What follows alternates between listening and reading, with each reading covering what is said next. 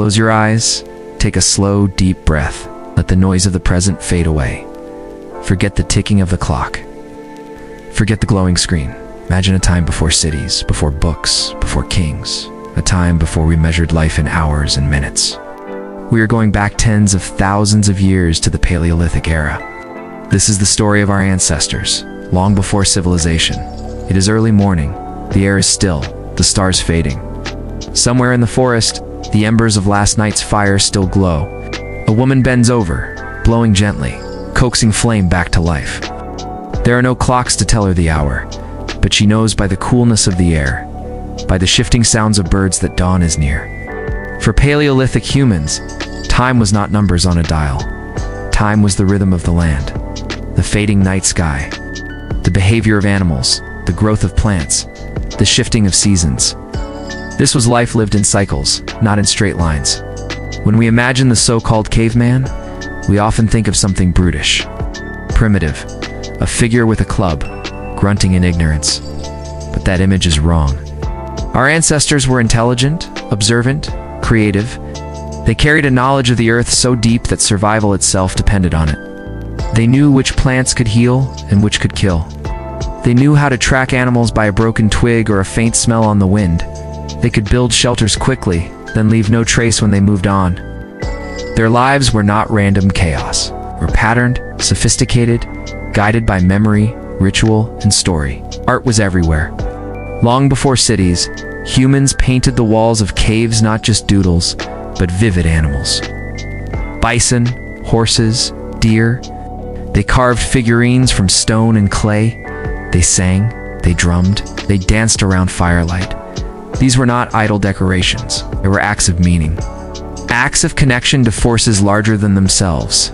Symbolic thought, myth, ritual, imagination was already alive in the Paleolithic. We were never just hunters, we were storytellers.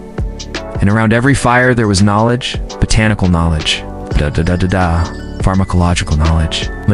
Our ancestors knew which roots eased pain, which leaves stopped bleeding, which mushrooms could open the door to visions. They learned by trial and error, but also by story, by oral tradition. Women, as gatherers and caregivers, were often the keepers of this wisdom. Knowledge was not written in books, it lived in memory, in the songs and rituals passed down through generations. Consider work. Modern people often imagine the Paleolithic as endless struggle. Always hunting, always gathering, always fighting to survive. But the truth may surprise you. Anthropologists studying modern hunter-gatherers suggest our ancestors may have worked only 20 to 30 hours a week. The rest of their time, resting, talking, playing, singing, telling stories.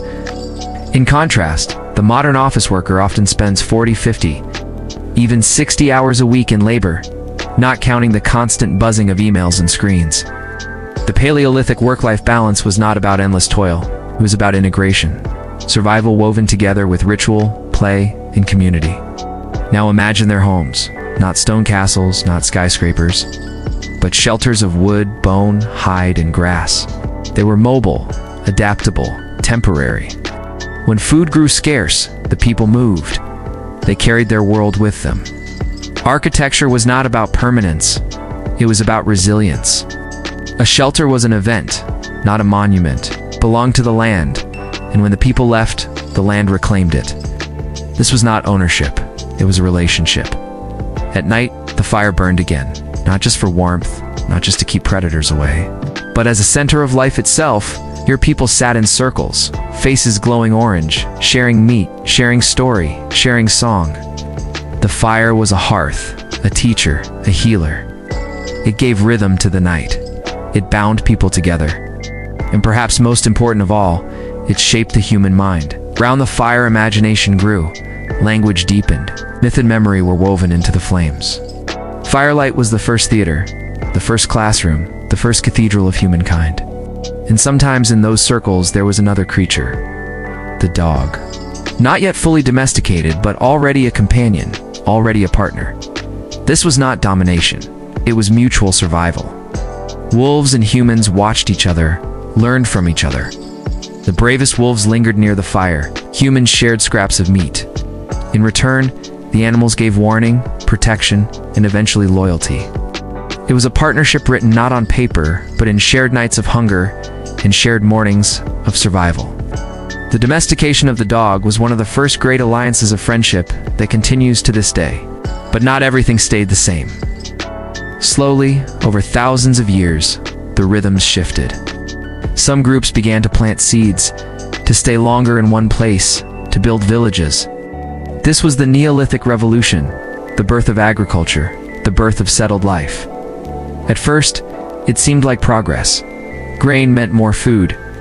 Villages meant community, but there were costs. Farming required harder labor than foraging. Hours bent over fields, seasons of risk, crops could fail, food diversity shrank, teeth decayed. Diseases spread in crowded villages, and new hierarchies emerged. Some owned land, some did not. Some ruled, others obeyed. Inequality deepened. Time itself changed. No longer was life a circle of seasons. It became a straight line of schedules, measured, counted, controlled. The mythic time of the Paleolithic was replaced by the bureaucratic time of civilization. And yet, even before agriculture, there were signs of complexity. In a place called Göbekli Tepe, in modern-day Turkey, people built massive stone pillars, carved with animals and symbols. They gathered not to farm, but to worship, to celebrate, to remember. This was before cities, before writing. Ritual did not wait for agriculture. It came first.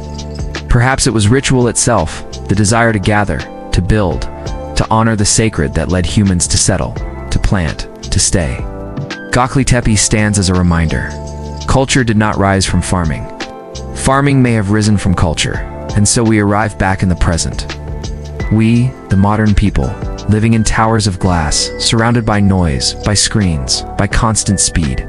Our bodies are here. But our nervous systems, they are still Paleolithic. We are built for slow mornings, for the glow of firelight, for hours of walking, gathering, for resting, singing, for stories whispered in the dark. Instead, we live in a world of deadlines, alarms, fragmented attention, and endless urgency. We know that nature has rules. If you don't use it, you lose it. If you don't practice, you forget. If you don't remember, you are lost. The Paleolithic brain needs slowing down. It needs quiet. It needs green. It needs wildness. The Paleolithic brain cannot flourish in the Paleolithic body. Stuck in the modern world, no wonder we are anxious. No wonder we are exhausted. No wonder we feel cut off. Our brains did not evolve for this world. They evolved for the world of our ancestors. To heal, we do not need to go back. We cannot.